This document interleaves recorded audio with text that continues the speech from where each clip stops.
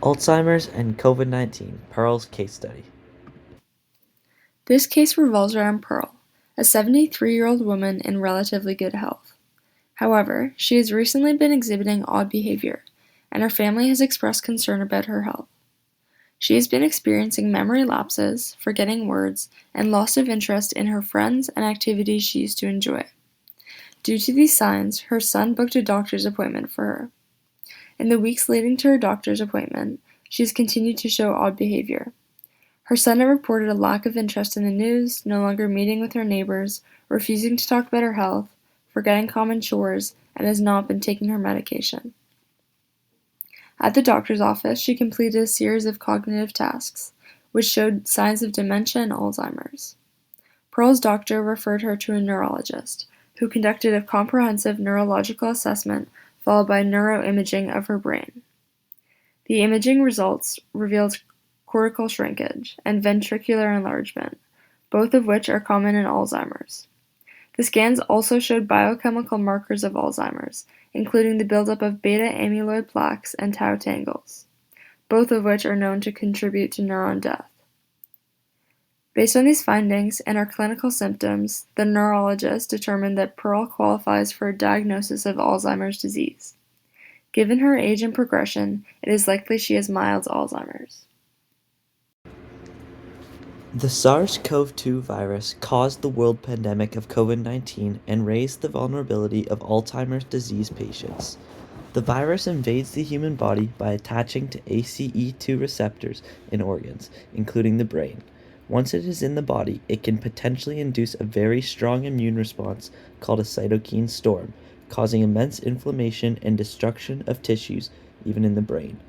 In a person with Alzheimer's disease who is already experiencing change in the brain in the forms of amyloid plaques and tau tangles, this unchecked inflammation can initiate further memory loss and cognitive decline. COVID-19 has not only affected people physically, but it also had an enormous social impact, with over 760 million cases and approximately 6.9 million reported deaths worldwide. The pandemic overwhelmed healthcare and isolated many of the most vulnerable, specifically those who are older with dementia. Doctor visits and support services were interrupted, along with caregiving in general. In Alzheimer's disease patients, this also caused faster disease progression and lower quality of life. The impacts have been even worse among indigenous communities, who are already disadvantaged when it comes to access to healthcare and having higher rates of Alzheimer's. The added time before receiving care means symptoms are not addressed quick enough and allow the disease to progress faster. Finally, both the virus itself and the wider consequences of the pandemic have made living with Alzheimer's more difficult, highlighting how deeply connected our biology is with our access to care, community, and support. Individuals diagnosed with Alzheimer's can face various challenges when contracting COVID-19, severely impacting their symptoms and prognosis. Starting off with biochemical changes, amyloid beta aggregation and tau tangles were confirmed to be present by neuroimaging in Pearl's case, and there has been significant evidence that the SARS-CoV-2 virus may promote these biochemical changes, leading to more plaque formation and quicker onset of late stages for Pearl. Furthermore, if Pearl was infected with the SARS-CoV-2 virus, this may cause her immune system to release cytokines that cross the blood-brain barrier, activating glial cells called astrocytes, resulting in additional neural inflammation. Also in Pearl's brain, ACE2 receptors are overexpressed in brains with AD, and the SARS-CoV-2 virus enters cells via ACE2 receptors, increasing the likelihood and severity of viral invasion. Morphologically, increased permeability of the blood-brain barrier can lead to unwanted toxins entering the brain, possibly leading to more neuronal cell death, confirmed by a neurologist in the progression of Pearl's AD. Moreover, a COVID-19 infection may cause brain atrophy in areas such as the hippocampus and cerebral cortex, causing further complications for Pearl, who is already experiencing memory and learning impairments from shrinking of these brain areas. When assessing the functional changes seen in Pearl's case, individuals who have overcome a COVID-19 infection report similar changes such as memory loss, brain fog, and lack of concentration, suggesting that contracting this virus could accelerate Pearl's cognitive impairment. The long-lasting psychological impacts of the COVID-19 pandemic, from quarantines or lifestyle disruptions, may exacerbate behavioral changes seen in Pearl's case, such as apathy, personality changes, or even agitation. When discussing the prognosis and complications, studies have shown that the mortality rate of AD patients when infected with COVID-19 significantly increases, which is detrimental for Pearl's prognosis. COVID-19 has also been linked to an increased risk of developing AD and how fast it progresses, making it harder to diagnose AD early and missing out on the social and clinical advantages associated with early intervention. The figure on the bottom right shows that people with dementia showed worsening neuropsychiatric symptoms since the outbreak of COVID-19. All in all, contracting COVID-19 can have a synergistic effect with AD that worsens outcomes and increases the chance of a negative prognosis with severe complications. Recommendations on therapies, interventions, and strategies to mitigate the impact of COVID-19 on the patient and their primary disease. First, we can ensure that the patient's vaccines are up to date. This will reduce the risk of COVID-19. Next, we can encourage the patient to engage in their regular routines and hobbies. So routines can reduce anxiety and confusion surrounding COVID-19. In Pearl's case, gardening was a hobby that she would partake in prior to Alzheimer's. As a caretaker, we can observe for any typical symptoms of COVID-19 in the patient. These include dry cough, tiredness, and fever. Next, we can take advantage of the fact that we are living in the age of technology by using virtual appointments as much as possible in order to limit contact. As a caretaker, family, or friend, communicate with the patient either in person or virtually if you're not living with the patient, and we can provide reassurance regarding COVID-19 and support the patient when they're confused.